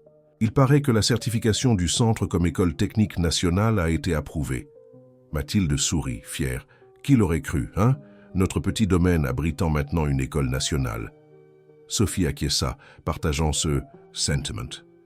Après l'inondation dévastatrice, beaucoup de choses avaient changé au domaine des horizons. Certaines par nécessité, d'autres par choix conscient. La reconstruction physique n'avait été que le début d'une transformation bien plus profonde. Marchant vers le nouveau complexe éducatif, Sophie réfléchissait au tourbillon d'événements de l'année écoulée. Les jumeaux, nés prématurément pendant la tempête, avaient passé leur première semaine dans une unité de soins intensifs néonatales à Montpellier. Cette période de veille constante, de peur et d'espoir entrelacés, avait uni Sophie et Antoine d'une manière qu'aucun contrat ou arrangement n'aurait jamais pu faire. C'était aussi pendant ces longues nuits à l'hôpital qu'Hélène était réapparue, non pas comme adversaire, mais, étonnamment, comme alliée. La nouvelle des bébés et des circonstances dramatiques de leur naissance était parvenue jusqu'à elle. « Je suis venue faire la paix », avait-elle simplement annoncé, entrant dans la salle d'attente des soins intensifs avec un bouquet de fleurs et 2 petits oursons en peluche. « Certaines batailles ne valent pas la peine. surtout quand des enfants sont impliqués. La réconciliation n'avait été ni immédiate ni facile. Des années de rancœur et de ressentiment ne se dissolvent, pas avec une simple demande de pardon. Mais dans les semaines qui suivirent, tandis que les jumeaux luttaient pour grandir et se fortifier, quelque chose d'inattendu s'était produit. Hélène, Antoine et Sophie avaient trouvé un terrain d'entente, le désir sincère de créer un avenir meilleur pour les enfants vulnérables. Madame Sophie, la voix de Thomas, maintenant un adolescent de presque 16 ans, interrompit ses réminiscences. Nous avons besoin d'aide avec les tables pour la fête, et les petits demandent s'ils peuvent déjà mettre leurs vêtements neufs. Dis-leur qu'il est encore tôt. Ils vont tout salir avant que la fête ne commence, rit Sophie. Je vais vous aider avec les tables. Thomas acquiesça et courut vers la cour, où d'autres adolescents organisèrent l'espace pour la célébration. Il était maintenant officiellement moniteur du projet, responsable des garçons plus jeunes, et parlait déjà avec enthousiasme de ses projets d'étudier l'agronomie quand il aurait terminé le lycée. Dans la nouvelle infirmerie du centre éducatif, Sophie trouva Emma, la petite fille qui était arrivée si traumatisée au projet l'année précédente. Maintenant âgée de 7 ans, elle aidait à organiser des kits de premiers secours pour la fête, une tâche qu'elle avait insisté pour assumer, inspirée par tante Sophie. « Je fais bien, tante ?» demanda-t-elle, montrant fièrement les petites boîtes alignées. « Parfait, Emma. » Sophie sourit, arrangeant une mèche de cheveux de la fillette. « Tu ferais une excellente infirmière. »« Je veux être médecin, » déclara Emma avec la conviction adorable des enfants, pour soigner des bébés comme Claire et Lucas quand ils sont nés. Ce commentaire toucha profondément Sophie. C'était pour cela, pour ces petites graines d'espoir et de but plantées dans des cœurs jeunes, que tout l'effort en valait la peine. Continuant sa ronde des préparatifs, Sophie se dirigea vers le nouveau bâtiment administratif, où Antoine serait encore en réunion. La structure moderne, avec de grandes fenêtres et une conception durable, abritait maintenant non seulement l'administration du domaine, mais aussi le siège de la récemment créée Fondation Nouvel Horizon, une organisation sans but lucratif dédiée à étendre le modèle d'éducation et d'accueil à d'autres régions. En s'approchant du bureau principal, elle entendit des voix animées. La porte était entr'ouverte, et Sophie jeta un coup d'œil discret avant d'entrer. Antoine conversait avec 3 représentants du ministère de l'Éducation, et à sa surprise, Hélène était là aussi, apparemment présentant un projet sur sa tablette. Et avec cette structure juridique, la Fondation pourra recevoir des ressources tant publiques que privées, garantissant la durabilité à long terme, expliquait Hélène, avec la compétence professionnelle que Sophie avait appris à admirer durant l'année écoulée. Impressionnant, commentait l'une des représentantes du ministère. Peu de projets réussissent à intégrer de façon aussi efficace le modèle productif agricole avec un impact social et éducatif. Antoine remarqua Sophie à la porte et son visage s'illumina d'un sourire. Non pas le sourire contenu et rare d'autrefois, mais une expression ouverte et authentique qui était devenue de plus en plus fréquente. « Sophie, entre. Nous parlions justement de l'expansion du programme de santé préventive que tu as développé. » Elle entra, saluant les présents. Hélène se leva pour une brève étreinte, un geste qui surprenait encore Sophie, considérant le début tumultueux de la relation entre elles. « Nous venons de recevoir l'approbation finale, » annonça Hélène avec une évidente satisfaction. « Le Centre éducatif Nouvel Horizon est officiellement reconnu comme institution nationale d'enseignement technique, avec autonomie pédagogique et garantie de financement public pour les 20 prochaines années. » « Et ce n'est que le début, » ajouta Antoine, passant le bras autour des épaules de Sophie. « Le modèle sera reproduit dans 3 autres départements dans les 5 prochaines années. » Quand la réunion se termina et que les représentants se retirèrent, Hélène, Antoine et Sophie restèrent dans le bureau, savourant le moment de conquête. « Je n'aurais jamais imaginé que nous serions tous les 3 ici, travaillant ensemble, » commenta Hélène, rangeant ses documents. « La vie a un sens de l'humour intéressant. Je n'imaginais pas non plus que cette avocate intimidante deviendrait la directrice juridique de notre fondation, » plaisanta Antoine, se référant au poste qu'Hélène avait officiellement assumé 6 mois auparavant. « En fait, » répondit Hélène avec un sourire énigmatique, « ça a toujours été mon plan. Je ne savais simplement pas que vous deux en feriez partie. » Elle prit congé, sortant pour superviser les derniers détails légaux avant la cérémonie officielle. Seuls dans le bureau, Sophie et Antoine partagèrent un moment de quiétude, chose rare dans les journées agitées qu'ils menaient, entre les jumeaux, le projet et la récupération du domaine. « Je me demande parfois encore, » murmura Sophie, regardant par la fenêtre le mouvement dans la cour, ce qui se serait passé si Hélène n'était pas apparue ce jour-là. Si nous n'avions pas affronté cette crise, probablement que nous serions encore prisonniers de schémas malsains, réfléchit Antoine. Moi dans mon contrôle obsessionnel, toi essayant de trouver ta place sans questionner mes barrières. Sophie acquiesça, reconnaissant la vérité dans ses paroles. Les jumeaux n'existeraient peut-être même pas, et la fondation certainement pas. Antoine sourit, entrelaçant ses doigts aux siens. C'est étrange de penser que nous avons dû presque tout perdre pour vraiment trouver notre chemin. Le chemin vers la réconciliation après la tempête n'avait pas été facile.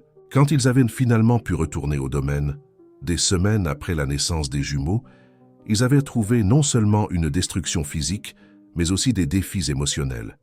La reconstruction de la confiance avait exigé autant de travail que la récupération des cultures et des structures. Antoine avait tenu sa promesse. Tous les dossiers personnels avaient été détruits. À leur place, il avait développé quelque chose de différent. Un journal partagé où lui et Sophie enregistrèrent des souvenirs, des pensées et des espoirs. Une forme de documentation basée non sur le contrôle, mais sur la connexion volontaire et transparente. Allons-y, les jumeaux doivent se réveiller de leur sieste et nous avons une fête à organiser, rappela Sophie. En sortant du bureau, ils passèrent par la nouvelle aile administrative où une plaque discrète sur le mur attira l'attention de Sophie.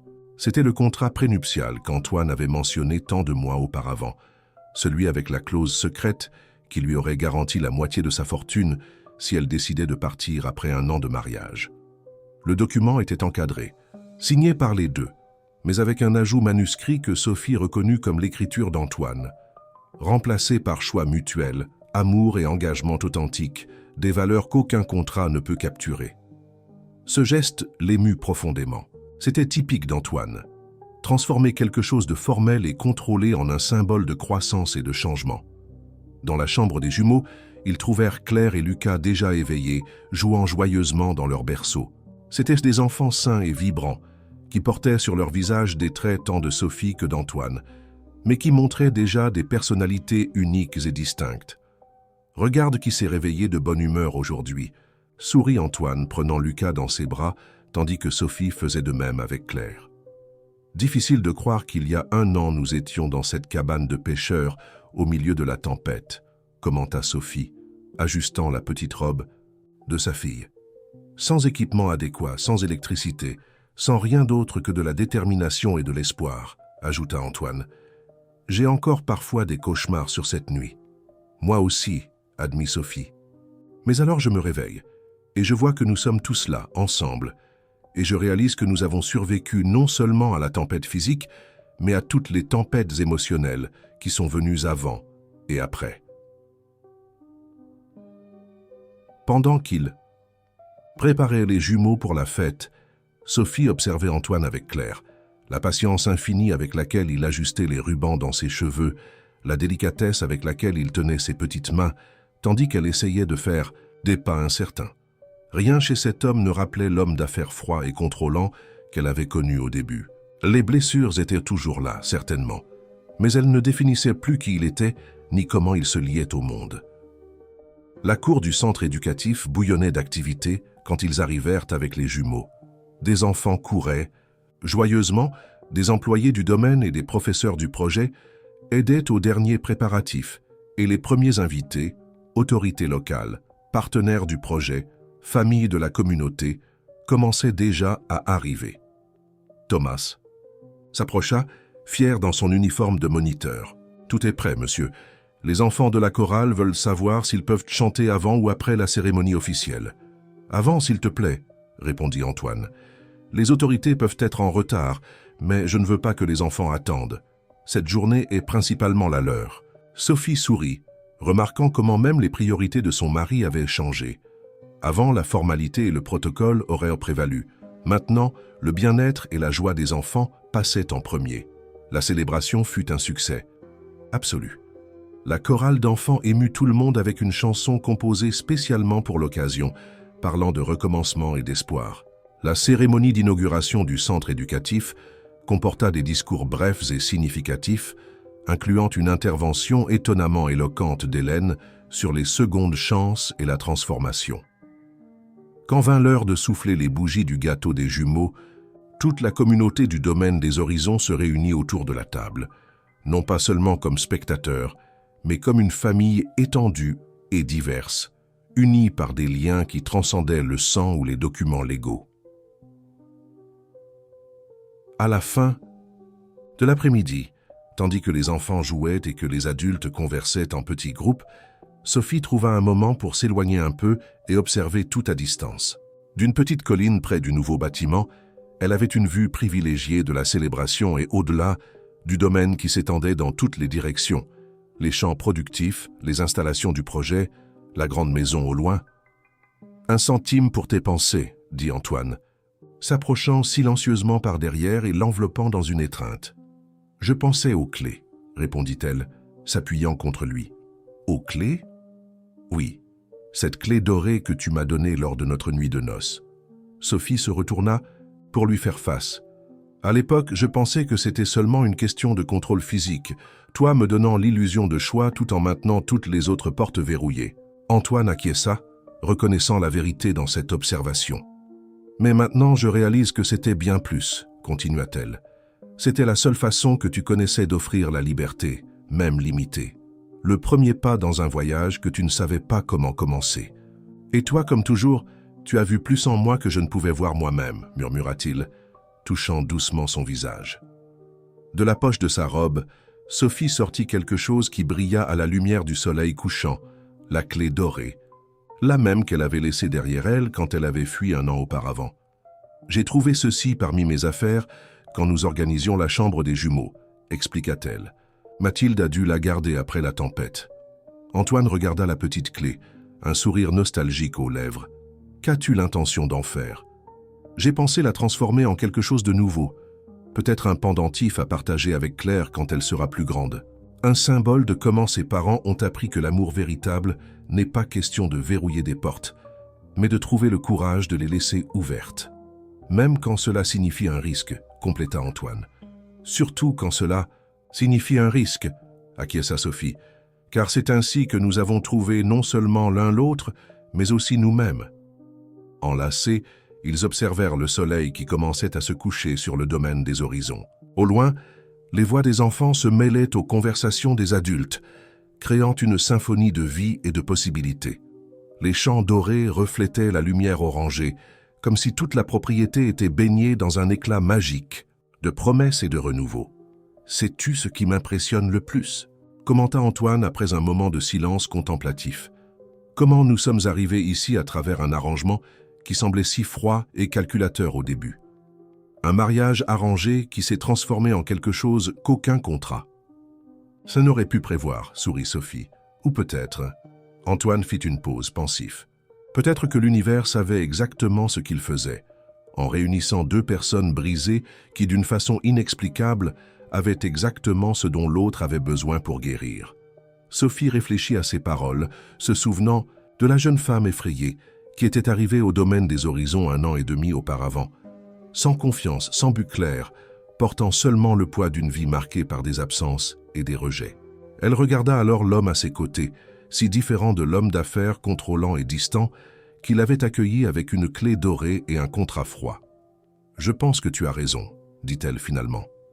Il y avait un plan plus grand à l'œuvre, même quand nous ne pouvions pas le voir. De la cour, ils entendirent les jumeaux pleurer, probablement fatigués après une journée de tant de stimulation. Instinctivement, tous 2 se dirigèrent vers le son, unis par le lien le plus profond qu'ils avaient créé. « Notre appel, » sourit Antoine. « Notre raison d'être, » compléta Sophie. Tandis qu'ils marchaient main dans la main vers la célébration, cœur aligné, Sophie pensa à l'extraordinaire voyage qui les avait amenés jusqu'ici, un voyage de douleur et de guérison, de secret et de vérité, de contrôle et de liberté. Un voyage qui avait commencé par un contrat, mais qui avait fleuri en quelque chose qu'aucun document légal ne pourrait jamais capturer ou contenir. Un amour authentique, librement choisi chaque jour, en pleine conscience des imperfections et des blessures de l'autre. Et tandis que le soleil disparaissait finalement à l'horizon, laissant place aux premières étoiles, Sophie sut avec une certitude qui venait du plus profond de son être que ce n'était pas une conclusion, mais seulement le début d'une histoire encore plus riche et significative. Une histoire qu'ils continueraient à écrire ensemble, page par page, jour après jour, choix après choix. Une histoire non plus définie par des absences et du contrôle, mais par une présence pleine et la liberté. La liberté d'aimer et d'être aimé, exactement comme on est. Chers auditeurs, nous espérons que le voyage de Sophie et Antoine a profondément touché vos cœurs. Pour continuer à plonger dans des histoires aussi émouvantes, nous avons préparé une liste spéciale avec des récits tout aussi captivants. Vous pouvez la trouver en cliquant sur le lien à gauche. Si cette histoire a éveillé des émotions et des réflexions en vous, n'oubliez pas de vous abonner à notre chaîne et de laisser votre j'aime sur cette vidéo. Tous les jours, nous apportons de nouvelles histoires qui explorent la complexité des sentiments humains et la beauté des transformations personnelles. Partagez dans les commentaires quel moment de cette histoire vous a le plus touché. Était-ce la naissance des jumeaux pendant la tempête ?